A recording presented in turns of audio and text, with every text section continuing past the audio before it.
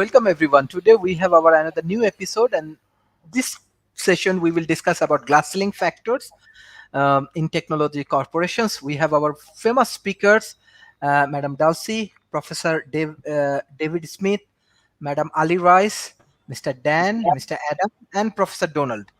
I want to start from Madam Dulcie, like how you want to analyze the glass ceiling factors. You are new in our discussion, so thank you for joining in this session. So, how you want to analyze these glass ceiling factors, especially technology companies, and I'm sure you are from tech companies in Silicon Valleys, Mhm. so you can share your views and experience with us. Oh, I have a lot of stories about the glass ceiling. It's Okay. very hard in Silicon Valley, especially for women and women of color dealing with the glass ceiling.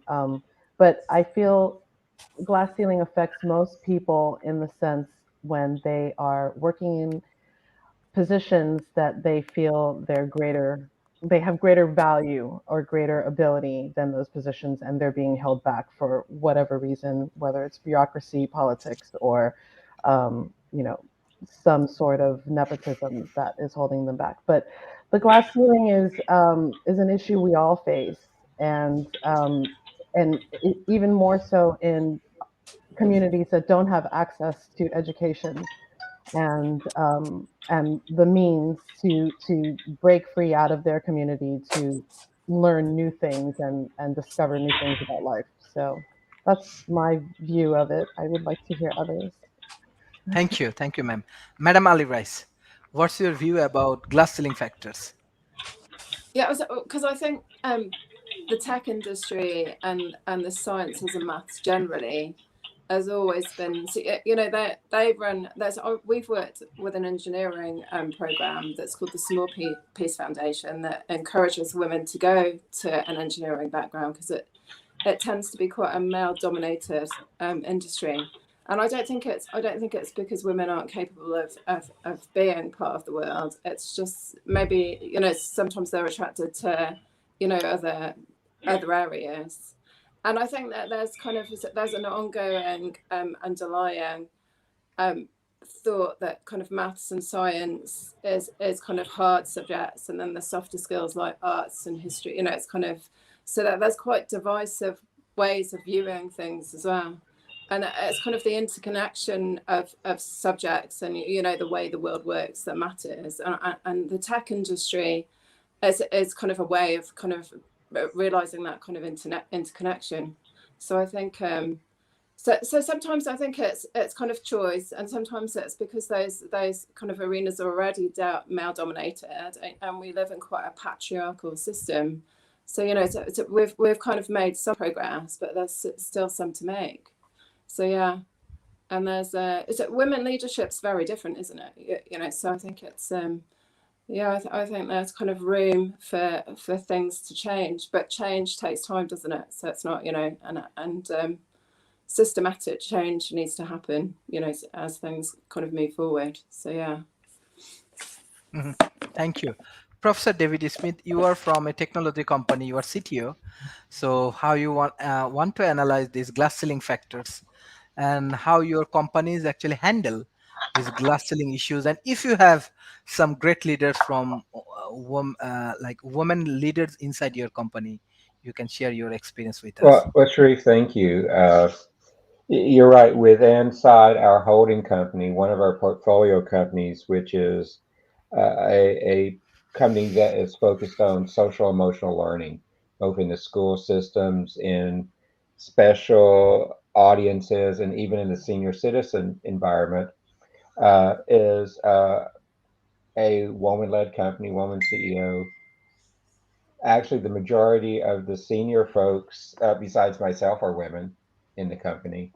And but one of the things I kind of do when we talk about glass ceilings, though, Sharif, is the definition that I think glass ceiling is meaning to come to represent more Mhm. is that it's a metaphor used to represent the barrier that prevents a given demographic from advancing. And as I look at glass ceilings, I expand it to look at the demographics that are affected. It might, I think glass ceilings originally was a female explicit metaphor, but I've seen its use expanded now. And glass ceilings refers to the entire diversity movement. It could be a woman, it could be a minority, it could be a social economic class that is hitting a glass ceiling effect.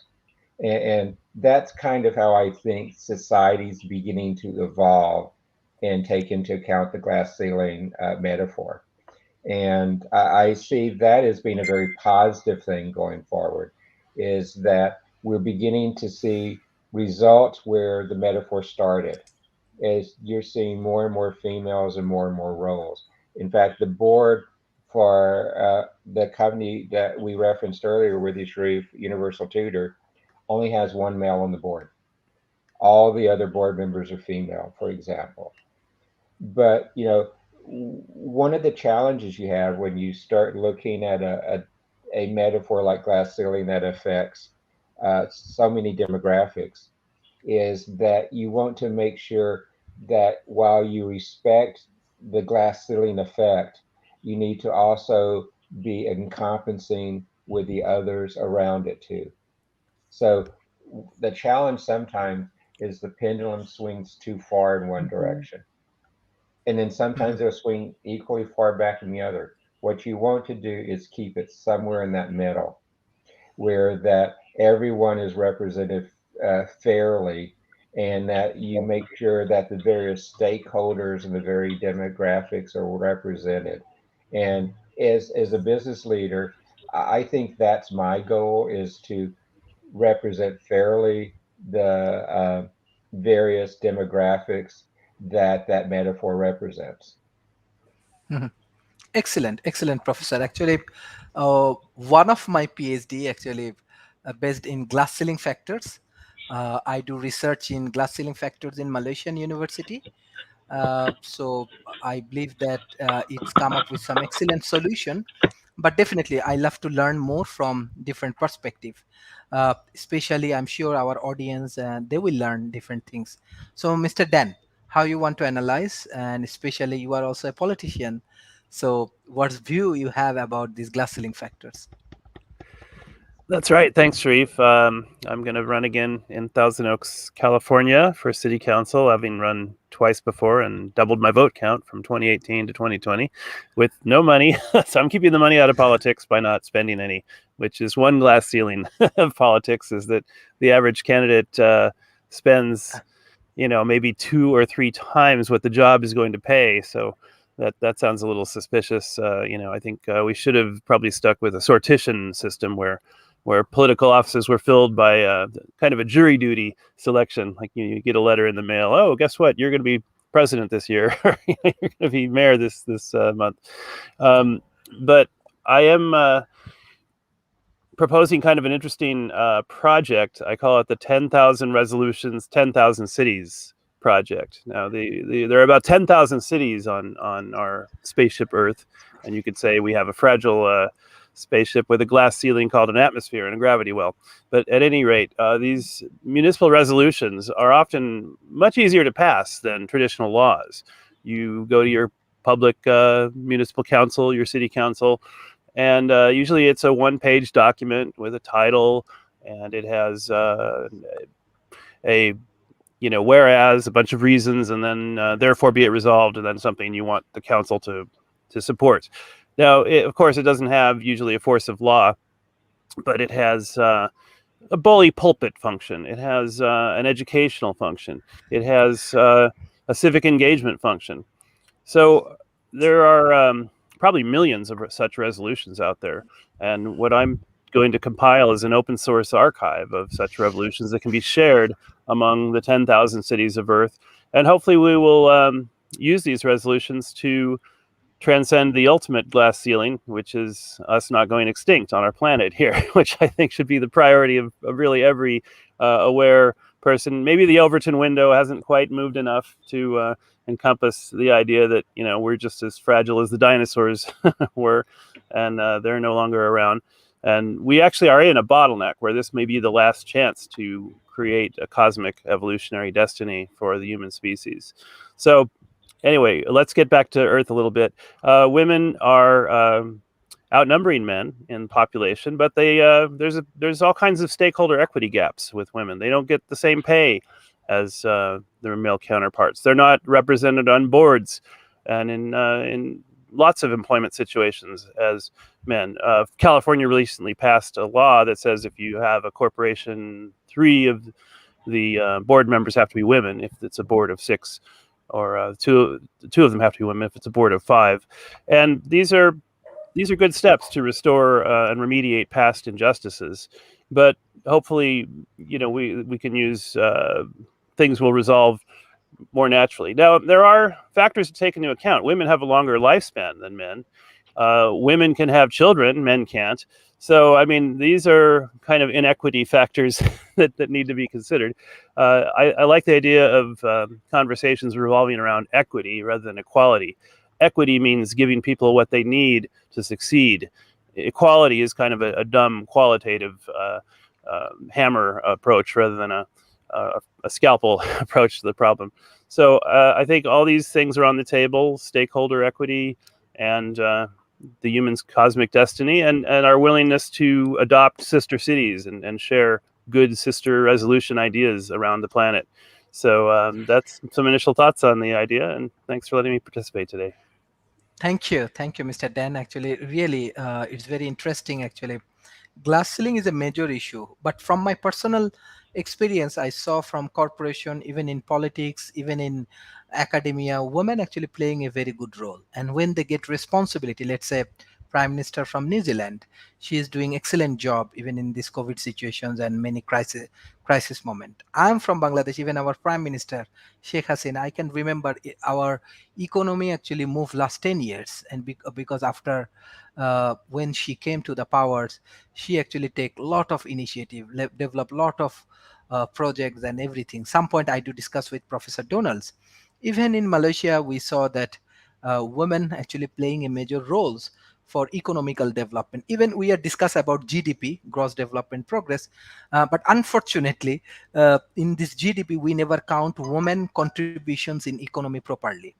Let's say in the developing nations, many women actually contributing for household work, contributing for different agricultural things, contributing for different kind of the handicraft development, and many places they are actually contributing. But somehow even our modern economic indicators, we do not count women contribution properly. But if women get the opportunity, I'm sure how I see the women contributing in politics, in corporations, and in academy, I think they also can play a major role for economic improvement. So Professor Donald, I'm sure you have some excellent idea on glass ceiling factors, because you are an excellent social scientist, and in some point I also learned many things from you, Professor Donald.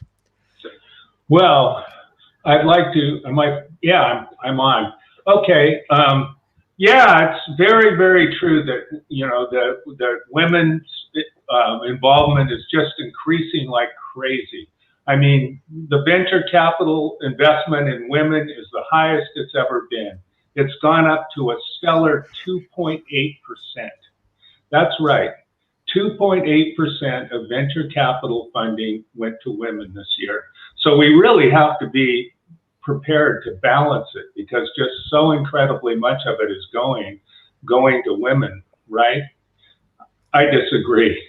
I think that what's happening, that women are completely and totally handicapped by prejudice and mistakes. In London, when they looked at women-owned companies, they looked at hundreds of companies. When they looked at hundreds of companies, they found that companies that had 3 or more women on their board had profits of about 15.1%, where the average profits, where companies that had no women on their board had profits of about 1.5%. So basically what actual empirical evidence shows, that if you're a business person, the smart thing to do is to make sure you have women on your board and that your company is run by women, because it's going to be a far more successful company just from empirical evidence. In fact, if you look at if you look at politics, you look at Finland. In Finland, the entire government of Finland, with the exception of one person, is women under 35.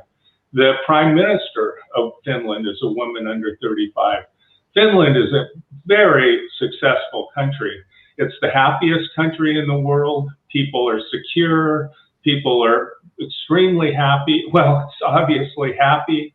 They do well financially. Their health is far better than the health in the United States. They're, if you look down at all kinds of measures of social success, they're better educated. Their school systems are better. If you just go down through a checklist of everything that you kind of want, if you really thought of what was going to be successful in a country, Finland smokes the United States. So I really think that we really have to consider what is it that's stopping us. And that goes into the part of social science. There's an interesting book called Whistling Vivaldi by a Stanford professor named Claude Steele. And I agree with David, it's not just women. We have other prejudices that are built into our society. Claude Steele is an African-American professor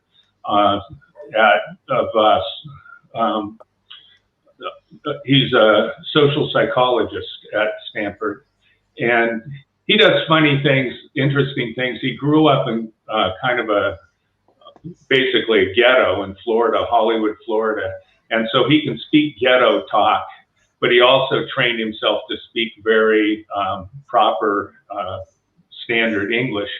So what we'll do is, just to show off in his office, he'll run through Craigslist and he'll call a rent place for rent, and he'll ask if it's for rent in ghetto talk, and they'll tell him, no, sorry, we just rented the place.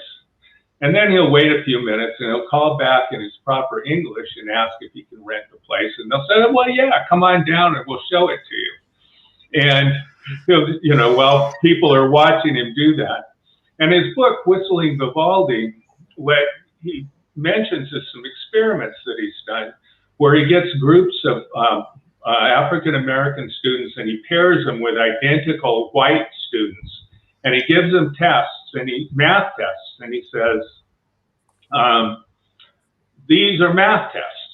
And he gives them the tests, and the African-American students do worse on the tests than the white students.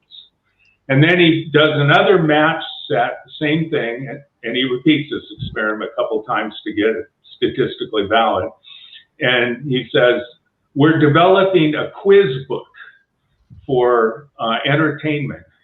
And in that case, the African-American students do just as well as the white students, or even better, because they've had to do incredible challenges to get into universities. And that experiment has been repeated by others doing the same thing with men and women.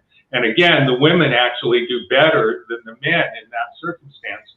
So what winds up happening is that we assume these roles in society that are given to us by the society, that we wind up filling just simply because those roles are given to us. So where the change needs to happen is in the structure of our society, but I think that organizations and businesses and venture capitalists and all of us can take initiative and realize that investing in women and others as leaders is a good investment. I mean, 10 times better returns. Happiest country in the world. We're making an incredible mistake not investing in that. And, you know, I'll talk about what happened in Bangladesh when they started investing in women. That's another story, but it's definitely, the glass ceiling is there partially because of our psychology, and it's a huge mistake that's harming society greatly. And that's what I have to say. Thank you. Mr. Adam. Thanks, Sharif. Okay, glass ceiling. Interesting topic, Sharif. A controversial and loaded one. Yeah, it's created a rather unfortunate cultural and social atmosphere where tensions have reappeared and gotten worse between different demographics. And what I mean is, we are in such an exciting time that is loaded with such potential that it is really unfortunate that we haven't got social and cultural advancements to match it. So it's created this bittersweet zeitgeist where it feels like we're on cusp of a new golden age, but these fraught cultural relationships still form this black cloud hanging over us. But I think maybe we have been led to believe that the situation is worse than it is, and I feel there is a degree of cultural and social engineering that exploits tensions, making them worse on purpose to further the interests of people towards the top of the pyramid. Um, I must say that the culture of putting most of the blame on the onus of European white folk is something I disagree and I stand up against. I don't agree with. I can't grapple with it, and I think European descended white folk should be brave enough and have the courage to speak up against anti-white propaganda. Someone's got to, because there are more than enough people doing the opposite. Like Mr. Uddin said, we have to remember that different genders have different built-in characteristics, skills, abilities, and there are such differences between people descended from different ethnicities too, like different hormone levels and strengths and musculoskeletal characteristics.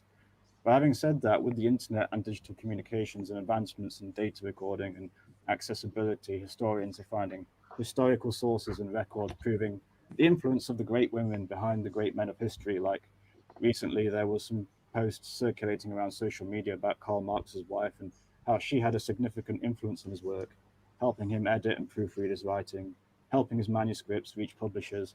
And that's a testament to the advantages of digital tech, that documents that would have been lost to the sands of time forever could be salvaged and put back together, like here, where the influence of women in recent history is being acknowledged finally. So yeah, just different mixed thoughts there. Thank you. Madam Dulcie, I love to learn more from sorry, from Silicon Valley. Can you hear me? Okay. Uh, Am I I unmuted think now? there is a noise. Okay. Okay. Especially from the technology corporation perspective, let's say when I do research in Malaysian University and Academy, I find three factors is very important. One is social, another one is politicals, and another one is organizational factor. So from your perspective, if you share your experience with our audience, like what's going on inside the technology companies, just in a focused way, how these women they actually handle this organizational challenge or social challenge and political challenge. Okay, hi. Yeah. I like to first, before I answer that question, I'd like to say that I agree with most of the points that David, Dan, Donald, and Mr. Adam have said. And I do believe that this issue of glass ceiling is something larger than just the male-female dynamic. And as we start moving deeper into metaversal spaces and immersive spaces and spaces where we can change our appearance with augmented reality and change the way we represent ourselves in the world through these different frameworks that we're layering over our society, it's going to get a little bit tougher to deal with this issue on many different levels, right? And we need to figure out how to kind of even the playing field with these technologies for everybody and not allow that pendulum to swing in one direction or the other, but that it's like, and we're all kind of like the way Star Trek envisioned us to be, one global human federated world, that's connected, that's all, we're interoperable, we're able to work with each other easily, and there is no biases at all, and the biases are kind of thrown out the window. And I feel avatars will definitely help with that, because we can put ourselves in any kind of body, any kind of look, represent ourselves in any kind of way through digital medium. And so we're no longer going to be men, women, persons of color, whatever it may be, an alien from space. We can be, or a cat behind the computer. We could be anything and still function in the digital space. So yes, I agree. Now, to answer your question about Silicon Valley, oh, and Donald, what your friend was doing was code switching. That's a thing in in African American communities where you can speak like the streets in the street, but then speak like professional on the phone. It's called code switching. Um, so in Silicon Valley, it's an interesting thing that's going on there.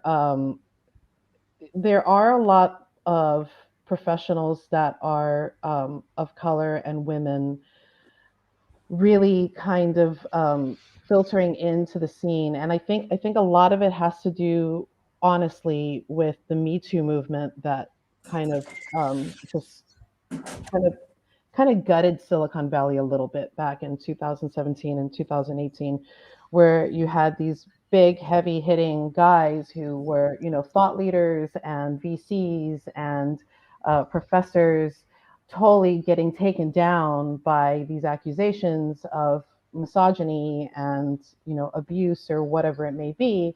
And in some instances, I feel it was due and it was fair. And in other instances, I feel it was a witch hunt to some degree. So I do see there's a problem with trying to shoehorn diversity and inclusion into your business while kind of gutting out the core of what the business really was at the same time. And that kind of left a bit of a vacuum in Silicon Valley, so much so that a lot of companies have even left for many reasons because a lot of restrictions started to come down in the means of being like aware or inclusive or in diversity. Um, and then I also saw the opposite side where those words, inclusion and diversity, were just buzzwords and used to make the company look like they were cool and hip and more open, when in reality they weren't. They were, very closed door, and really weren't allowing diverse people into the boards and into decision making. And it's unfortunate that that's kind of where we are in our society. That I think we really should be moving past all of this, especially now that we have AI coming about and these agents that represent ourselves in these digital forms that are kind of digital twins separate from ourselves. Like, how do we move now with these glass ceilings that we already have in real life, and how are they going to move into these new digital spaces with us? So it's just interesting. I'm glad that we're having this conversation because we can think about this and figure these things out. Mhm. Thank you, ma'am. Thank you. Madam Ali Rice. Yeah, it's actually quite interesting because in the things that have just been said, it's almost like we need to move away from what demonstrates being female to empower ourselves. And I think that we bring something very unique to the table that men don't. And I think it's and dominance isn't necessarily about strength, but ability to do something well. So I think it's kind of, so I think that kind of female leadership needs to be is perceived in a different way, really. And I think the ability to discuss things and collaborate and things like that, those skills of, to kind of interchange are really important. And they're the things that, that those discussions happen very readily between women. And I was part of a business thing that I was doing last night, actually.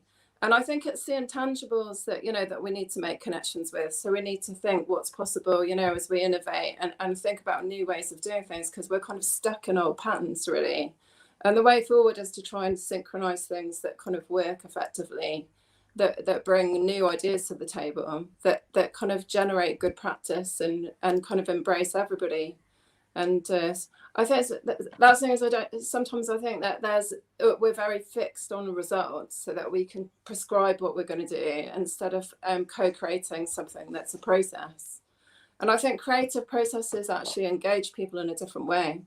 So I've had instances when I had interviews at the House of Lords, and I was talking to business people at a meeting that I went to prior. And their instant, this is when I was in my early 20s, they turned around and said that I was punching above my weight. And that's the thing, is that there's this kind of this impression that if you're young and you're female, you shouldn't be trying to put yourself forward and be a person of influence. And that's not, and I think this generation for the first time has the power of their own voice, and they express themselves particularly through film and online. So I think this younger generation maybe has a way forward that we've never had before as women, or as, you know, as kind of minority groups, as it were. And also, for me as well, when you have families as well, you have conflict because your priorities, as you know, there's a division in where your priorities lie as well, and you're still kind of you know, you still nurture your children and support them as well, and that's when probably women kind of pull out of professions and then come back in. So it's hard because we've got to balance both roles. So yeah, for me that's kind of, and being a mother is a profound and really important experience, so that that your children reach their potential as well as you doing so. So and that's for me, that's just as important as what I do. So so it's kind of, so there's a demonstration that there's lots of latchkey kids that are left kind of to their own devices because that both of their parents are at work. So so there's an impact on that too. So yeah, it's tricky. Thank you, Professor David Smith.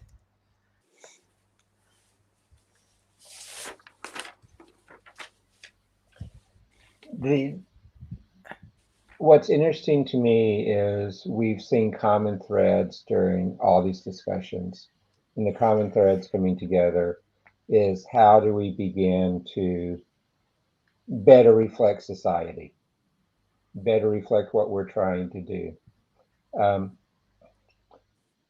I love Donald's discussion of the percentage of VC money going to only women. But what's interesting is I've just spent some time based on that in PitchBook and a couple of the other services I subscribe to that tracks venture capital funding and acquisitions and stuff like that. And it's kind of interesting if you look at the overall makeup of management groups which receive VC funding. Many of the management teams have a high percentage of other genders and other races making up management team. So some of the numbers are skewed a little bit like that. One of the terms I really like in finding use now in the funding area is they're looking at firms bridging the gender and the ethic gap in startups. And again, I think that's kind of the way to look at it, is how do we bridge the places in society that are underrepresented? And it's both gender and it is ethics in there too. Again, just going through PitchBook and TechCrunch, I'm finding hundreds of companies, VC funds, specializing in those niches of finding female-owned funds. I mean, the entire funds, not just trying to find companies to invest in, but the fund is dedicated to that. And the same thing with other minorities, the same thing with other countries. So we're in an area of where we can do general funding, which means the fund is open to anybody. And then there's these specialty funds. And I think as we look at glass ceiling on the entrepreneurship side, the funding windows are becoming much more open all the time. In fact, in PitchBook, there's some statistics showing that gap is closing very fast now. But I also think it goes back to the other question, is that we can look at from an entrepreneur step, we look at from a success step, but the biggest lesson we've begun to see over the last several years is that you need to have diversity that works in your company. You need gender diversity. You need ethnic diversity. You need education diversity. You need, as we saw during COVID, you need geographic diversity in your companies. So my mental approach here is really we need to look at the factors that encourage this type of diversity, because even there is age diversity in a glass ceiling factory, and age is in there too. There's geographical factors in glass ceilings, and so all of those come together to create a more complex approach, a more complex solution of dealing with the glass ceiling factors that really work with uh, gender and ethics, age, geographical needs for the glass ceiling effect.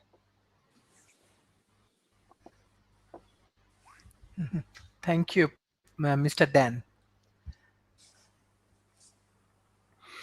Yeah, I really liked the statistic that said that the investment was the return on investment was so much greater with the women equity companies than with no. I think that was Donald that cited that. Very interesting.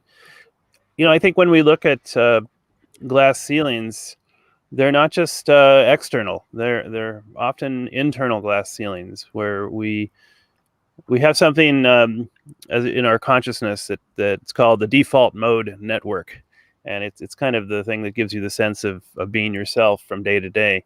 I heard it expressed once as the average person thinks about 65,000 thoughts every day, and 90% of them are the same batch as yesterday's thoughts.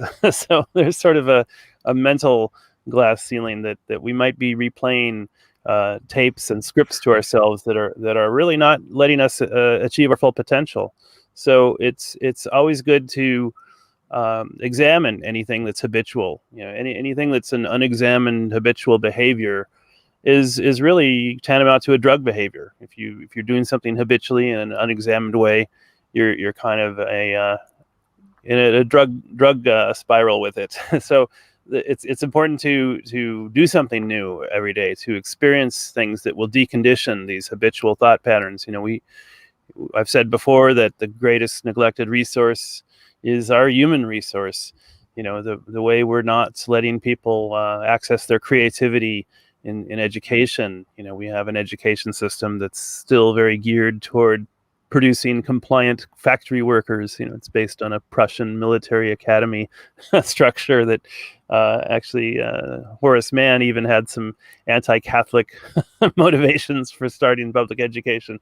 So I think it really mentoring young people, before they're 8, because your personality is kind of locked in at the age of 8. So if you can find someone 8 or younger and celebrate the magic and the creativity that's out there in the world for them, I think that would be a huge glass ceiling breaker, because there's an ageist glass ceiling, not just on my end of ageism, but at the young person's end of ageism.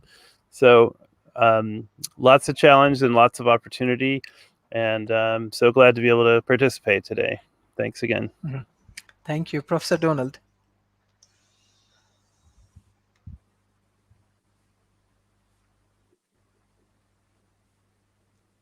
Can you unmute Professor Donald? I definitely second what he just said. My friends that are middle-aged women say that by the time you get to be a middle-aged woman, it gets extremely difficult to have anybody take you seriously as a potential entrepreneur. But a lot of people mention the issue of structure. I mean, of like our embedded thoughts, like our default mode networks and I've mentioned it before about what Claude Steele calls, what does he call it? Stereotype threat. But it's something that one of the most valuable things I've learned in my life, and I think that it'd be something to be valuable for all of us to learn, is that every single person in this world can teach you something. Every single person in this world knows things that you don't know, and is and can be a valuable resource. And we're taught and we're trained to be to value some people and some things more than others. We're taught by the media, we're taught by our families, we're taught by our structure. I know, for instance, in India, there's been a lot of work done to undo the caste system over time, and it's only been partially successful. In the rural areas of India, the caste system is still there. It's not been completely eradicated by a long shot. And we have caste systems in the United States. Right now, there's a huge brouhaha where the conservatives are very, very upset because of being taught this thing called critical race theory. And what critical race theory is actually a legal and sociological theory that because of United States being formed partially because of slavery. Slavery actually was one of the main economic engines that created the United States. A certain portion of the United States, which are now basically evangelical Christians, created this myth, that the reason that now African Americans should be slaves, or black people should be slaves, was because the Bible said that they should be slaves. And because of that, they believed that they were inferior, and that it was God said that they should be slaves. And they grew up for generations and generations and generations believing this. And after the Civil War, they didn't change their mind. They switched from slavery to these Jim Crow regulations and prevented them from voting, and they're still trying to prevent them from voting. And this is built into the structure of the United States. And so the question is how do we change this? And the idea is in order to change it, people have to be aware that it's happening. And so that's where there has to be a kind of an education where people start to understand the point of view of the people who are in the situation that where they're in the lower strata, because people in the lower strata wind up with health problems. They wind up with more heart disease. They wind up with more cancer. They wind up with a lot of health problems and psychological problems, all kinds of bad things. And besides the fact that there's a glass ceiling for them that they can't, makes it difficult for them to achieve. I mean, Facebook has been trying, for instance, to become more diverse, and they have a diversity department and an executive of diversity, and they become less diverse instead of more diverse. And these things, just saying that you want to do it isn't really going to make it happen. I looked it up, and I put a link. And yes, there are more investment. We worked at the incubator that I'm involved with. We was started by a woman, and we frequently had events with Golden Seeds, which is a women-owned venture capital firm, and we were very strong about promoting women entrepreneurs. So I spent a lot of time talking to women entrepreneurs and trying to help women entrepreneurs, and listening to the venture capitalists, women investors that were trying to help women-owned businesses, and hearing some of the difficulties that they faced. And it's what I said, 2.8%, and it did increase from 2.6%, but it's increasing, but it's still very, very, very small relatively. And so we have to ask the question, why is it, and how can we address it? And the answer goes all the way down to the, as somebody said, 8-year-olds level. We have to start looking at how we're training children to be this way. And I know, again, in Finland, they do work on that from the beginning.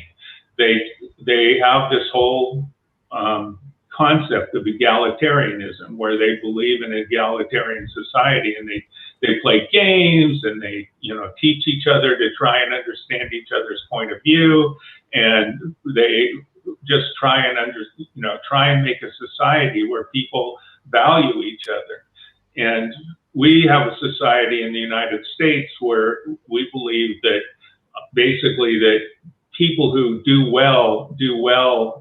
A lot of people believe it because they're blessed, because God favors them. And people who do poorly because they're somehow wrong. They've made bad decisions, and God doesn't really like them. And so we look down on them, and we think that they're bad people. And we can't change the glass ceilings when we have a society that has that kind of a point of view. So right now we're kind of stuck in this place where when we try and teach people the reasons that we're the way we are, and try and address those reasons, people freak out and go to school board meetings and actually make laws against teaching it. There are states in this country where it's illegal to teach people about the history of slavery and other things in this country, and they whitewash it. They have textbooks that pretend that wasn't really what happened. As long as that's going on, it's going to be difficult to change the situation. So we really need to, be anti-racist and anti-glass ceilings, and actively participate and work as individuals in working towards having an informed society. And I think that's what we really have to do to be able to change the glass ceiling issue. Mm-hmm. There. Thank you, Mr. Adam. Thank you, Sharif. Madam Bayoga mentioned some points about the metaverse, which inspired some thoughts, like when the swinging of the pendulum was mentioned, which is the metaphor which describes perfectly some of our social situations. And she mentioned the idea of morphological freedom, which is a very familiar concept within futurism and transhumanism. And undoubtedly, when we have first fully immersive virtual reality, and then after that, a bit further into the future, substrates made of smart nanodust and so on. But we do still have some time to wait for those. And the extreme swinging of the pendulum is something that leaves me with sort of great moral and ethical discomfort. For example, trans children, where children are ushered down this path while still going through puberty. And of course, I'm a futurist and transhumanist partly, so ideas like morphological freedom are not alien or too left field or offensive to me, and my futurist side of me supports all of that. But most of all, before anything, I'm a negative utilitarian when it comes to suffering and pain. And a lot of these subcultures are rocking the boat and doing irreparable damage to people's well-being, people's hedonic integrity, people's sense of self. So despite some futurist leanings, I do think there are still things that should not be messed with, that should be left alone, that are sacred even. And children and young people should be protected from cultural hazards like trans youth, because the detransition movement is exploding now, which is, as per the name suggests, is a movement of trans people who realize too late that they don't want this, they want to go back. They regret their decision and the decision of others who were sycophantic enough to dare not think or say, this isn't right. And furthermore, we all know the citizen of the world sentiment, which goes back to Gene Roddenberry and Star Trek, as was mentioned, and long before that, going back to ancient Greece and before that. The world is a very small oyster. The citizen of the world, which is a noble idea, and I support it. But I also support people's right to choose more earthly senses of identity, family, kin, culture, ethnicity, and people who identify more with those shouldn't be ashamed. Shouldn't be shamed for that, and I don't even think Luddites should be shamed. I say that as a futurist. So, like, I read a few testimonies where some young women were shamed and bullied for wanting to be stay-at-home mothers, housewives. So, like I said before, the gleaming, shining utopic vision of the tech world is way out in front of social and cultural situations responsible for so much discontent and intercultural bad blood. And I'm really not just saying that to be a contrarian or devil's advocate, believe it or not. I am genuinely concerned about these kinds of issues. So. Thank you. This is actually really grateful, really great session. I have the same concerns, Adam. I agree Okay. with you on a lot of those levels and those points. Yes. Okay, thank you. This is really great discussion. Especially, I believe that for our developing nation, it can be a good analysis, especially when we bring some real good example from Silicon Valleys and other countries. So hopefully it will be helpful, and definitely we need to work hard for solving these glass ceiling issues. Definitely, we are moving with Industry 4.0. But there are many social issues. If we can solve this social problem, then economically we can be more sustainable. So I directly want to go for the concluding remarks. I want to start from Professor David Smith.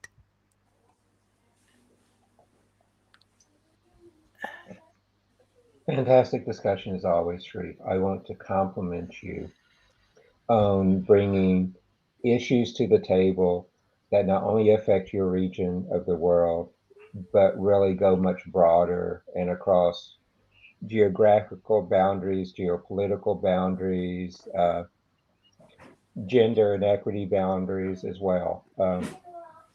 And you are helping highlight some of the important concerns we have today going forward as we look out of our windshield into the future. My real concluding remark on this is we need to be diligent. We need to be diligent that we make sure that we have the diversity that's required as we exercise entrepreneurship. We actually need to also be sure that we have the diversity and the glass ceiling effect as we look at our government and how people are elected into our government agencies and into the boards that set the regulations that affect all of us too. Um, and that needs to be equally important there. We need to look at the diversity as it comes to compensation, both financial compensation, geographical compensation, the other things that go into that. You really begin to look at this effect and understand that it is something that change started out decades ago, and that we're progressing forward and we're picking up speed. So just like we know that in technology, you have the S curve of technology adoption, where things are slower at first, then it picks up speed and it moves forward. I think we have the same thing with the glass ceiling factors, is that it's following the type of an S curve that Gordon Moore would have predicted being applied to technology. That same type of thing applies to factors like glass ceilings. And if I were to take this and apply another technology law to it, I would have to also apply Metcalfe's law, because Metcalfe's law that says as you begin to multiply and add more people, then that becomes more significant and it picks up more speed. And the growth of the internet in many ways is attributed to the Metcalfe's law approach. I think the Metcalfe's law applies dramatically to what we're seeing with glass ceiling factors, where it's going across gender and ethnic groups being applied, and both Moore's law and Metcalfe's law. I'm seeing that in the numbers we're seeing. I'm seeing that in the impact of executive teams, of leadership teams. You're seeing that in funding going up today. Uh, and I think we're on the right path. Is it moving fast enough for some of us? No, but it's a fundamental change, and fundamentals take time to implement because it's a cultural change as well. It's a regulatory change. It's a business practice change, and I'm encouraged by what we're seeing, and I believe the speed of uptake will be good. My one cautionary tale is, remember, pendulums swing two directions, and we should remember that the goal is to keep the pendulum in the middle and not to either of the two extremes. So Sharif, that's my concluding remarks. Thank you so much. Thank you, Professor David Smith. Madam Dulcie. I first off, I would like to say I really like the points that Adam brought up because, as much as I am a technologist and a futurist and into these ideas of transhumanism, I'm also very much an earthbound person too, and know that we have to get in touch with ourselves as human beings more so than anything before we start evolving ourselves with technology, on a fundamental level. And a lot of the ideas that we have tested on ourselves, such as Donald has mentioned, like, the curse of Ham and, people being against understanding their neighbors and understanding the people that live around them. Those ideas are fundamental without technology that need to be kind of corrected, and we're using technology, the internet, to correct those ideas and to make them more open and transparent, because average people want to live in harmony and be happy and understand their neighbor and understand the people around them. Nobody wants to be lonely in this world. Everybody wants to have some kind of relation and connectivity going on. So, we should all be striving for that, even outside of the technology realm. But we're using these tools to help us do that. And one of the points that Donald made earlier about middle-aged women it's getting harder for them to get into the industry, and I've suffered from that. Like, after the age of 35, I wasn't hireable anymore. Like, nobody wanted to hire me, and that was the time that I decided, well, if nobody's going to hire me, then I'm going to hire myself. And now I'm building my own businesses, and I'm working as a consultant for startups, and I'm building my own art and putting myself out there on my own. And it's been very successful for me, and I've been building traction. But I didn't do it with my face. I did it with my avatars. I did it with my moniker. I did it with my icons that, represented me.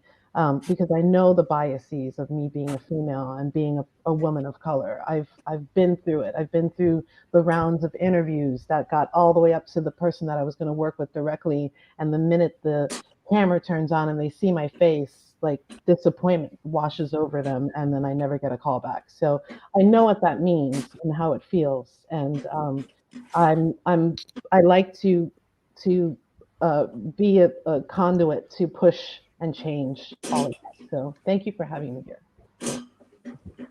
Thank you. This is actually excellent analysis, Madam Ali. Okay. Well, I wrote this yesterday, but I think it's appropriate. So I think what we're trying to do is create a bridge to understand where the threshold and room for transformation is.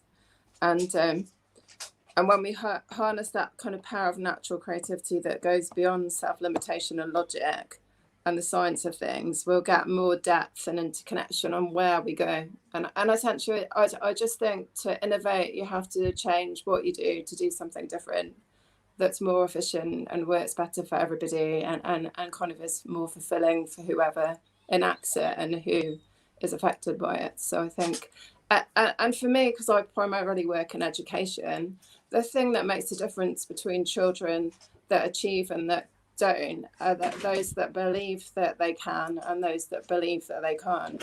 And I think that aspiration to do whatever you do is the thing that's the key driver, and that's what compels you. So, so to change those glass ceilings and break through them, or whatever barriers they are, you still need to, realize that they're there, even though you can't see them, and that that there's no reason for them to be there. So I think it's that there's kind of an edge, and the way my whole experience in 2020, the most profound, impactful person was a mentor that I had, and she trained a global group of women that across the world from Australia, and it's like your forum, Sharif, that you're impacting the global audience and bringing together, so the technology is key to enabling that kind of best practice and share of information. So we're at kind of a tipping point, really, and it's really exciting. But things aren't going to stay the same, and and lockdowns have proven that we can't take what we took for granted anyway. So things need to change. So yeah, because things aren't sustainable, and there's a question whether things are ethical, and so I think there's all kinds of questions, but between us, we'll find solutions. Thank you, ma'am. This is really, really great discussion. Mr. Dan, what's your concluding remarks? Glass ceilings are all around us in many forms, and we are not going to make it unless we make it together. It seems, as COP26 is going on now, and we're talking about the issues that really show how our Earth is a cooperative lifeboat to save or sink. And I think don't be closed-minded. Don't let yesterday's conditioning blind you to seeing the glass ceilings that you're not used to seeing. Because we can think about, okay, this topic was glass ceilings in tech, but look at the tech divide. There's 1 billion people on the planet that don't have addresses, they don't have identities, they don't have banking. Where is their access to tech? What kind of glass ceiling is going on for the half of the world that exists on $2 a day or less? It's great to have this luxury to talk about tech glass ceilings, but at the same time, let's realize the thickest glass ceiling is reconnecting with our own humanity and our ability to be compassionate to our fellow humans on this fragile spaceship. So thanks again. Thank you, Mr. Adam.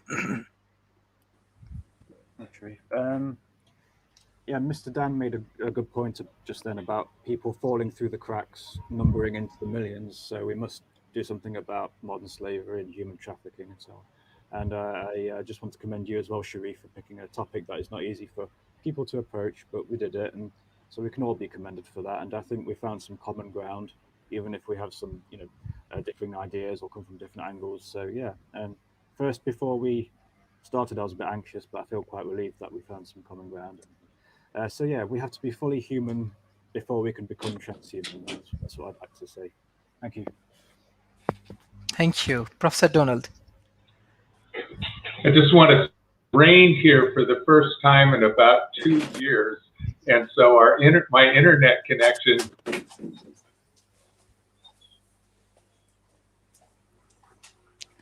I think he has internet. I don't know problem. if anybody can hear me, but my internet connection is dying.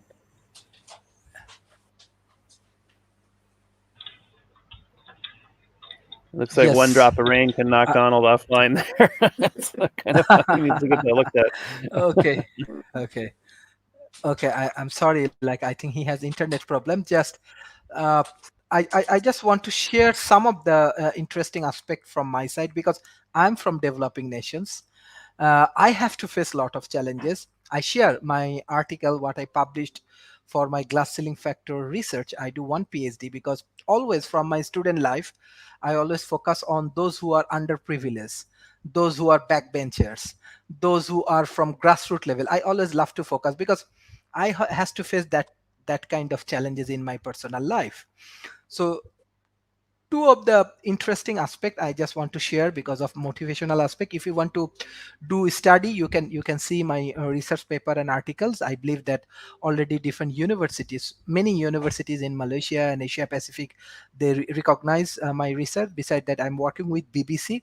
They actually like my research, that's why they want to do more research in Asia Pacific for glass ceiling factors. So I need more of your help. But two things I just want to share, because those who are underprivileged, those who have challenges, I just want to share. Because in my student life, I actually engage with debating communities. I'm actually from Bangladesh and from a very small village. It's called Rajbari. My father was a very educated man. He died in 2017. But when I did do start my debate, I lose all of my debate. Everywhere I lose. And because I'm from a village, uh, I'm not from rich family. I actually from a private university, but I was very motivated with my debating skills, but I never like quit. And then we start our debate. In between 1 year, we become national debate champion. In between second years, we go for the world debating championship. Even in between 3 years, we won against Harvard University. Even 2013, you can check, Bangladesh was world debating champion 2013 in Berlin. And world debating championship is a very very prestigious debate, like 400 university from Harvard to, or even any small university, all of them actually joins. And even many political leaders, even in Oxford University, let's say this Hillary Clinton, Bill Clinton, they are part of that. Benazir Bhutto, part of Oxford Unions.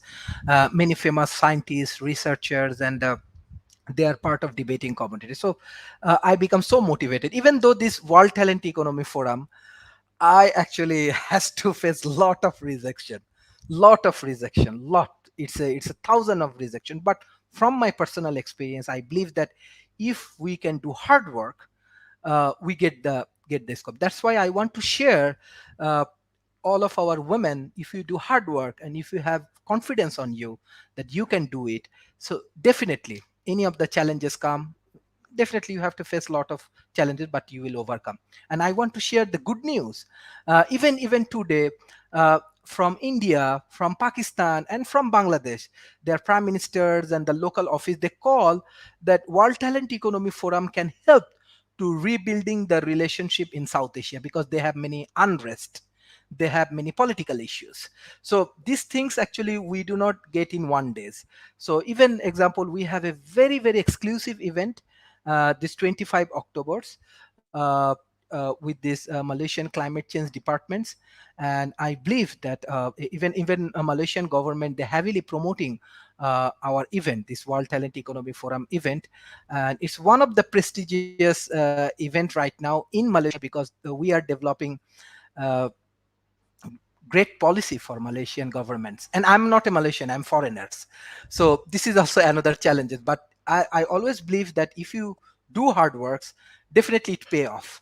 And not only that, in Asia Pacific now, every country start to believe that for solving any complex problem, for solving their challenges and everything, uh, it's need open dialogue, it's need more interesting contribution. Any kind of national development need more open dialogue, more open people. So I'm very happy to share these things because of my motivation, because I'm not Malaysian, I'm from a small village, I'm not from a richest family, and I'm Bangladeshi. I'm proud of that.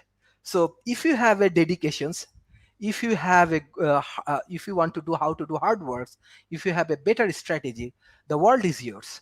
And I believe that all of our speakers actually, I want to give a special thanks, Professor David Smith, even Madam Dulcie, Mr. Adam, Mr. Dan, Madam Ali Rice, all of our hundred of speakers, those who supporting World Talent Economy Forum. I want to give you special thanks, because uh, this is the great achievements. The great achievement when a country start to believe on you. You are the people, you are the organization who can rebuild my countries, who can rebuild my economy. So I believe those who join in World Talent Economy Forum, everyone is part of this history. Everyone. Your dialogue is so important, trust me. Even the remote area, many people, they said, I have resources, I do not know what to do, come and help us and solve our problem. It's million, at least 10 million people representative, they come to World Talent Economy Forum. So that is the motivation aspects. From my student life, I start to believe hundred of times I lose the debate, but I never fall. I said, okay, I can. And at the end of the day, we become world champion. So same thing when we started this World Talent Economy Forum, hundred of times I have rejections. Hundred of times people actually say, hey, this will not happen. But now is the time everybody start to believe that we can do that. So we need to work hard.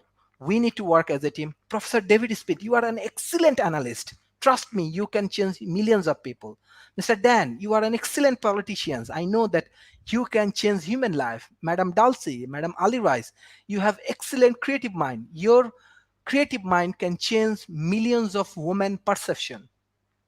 Mr. Adam, how you write your article, it's actually excellent for me, for our World Talent Economy Forum. So everybody has good intention, everybody has positive history, everybody has good things. So all of the good things World Talent Economy Forum we want to bring. And I know talent is everywhere. Talent is in remote area. Talent is in a very, very remote area. So we have to bring all of the talented. It's a long journey, but I need more support, more energy. And I'm sure uh, World Talent Economy Forum, with the help of our board of advisors, our ambassadors, our speakers, we will change the world. We will change the world and we will solve many problems. Developing nations has lot of problem and they need lot of solutions. So if you are in Silicon Valley, come to developing nations, solve the problem, and you become the mentor of developing nations. We don't mind. So thank you, everyone. Thank you for joining today's sessions. And it's really, really great session for World Talent Economy Forum. Bye-bye and take care. Thank To you. everyone. Take Bye. care.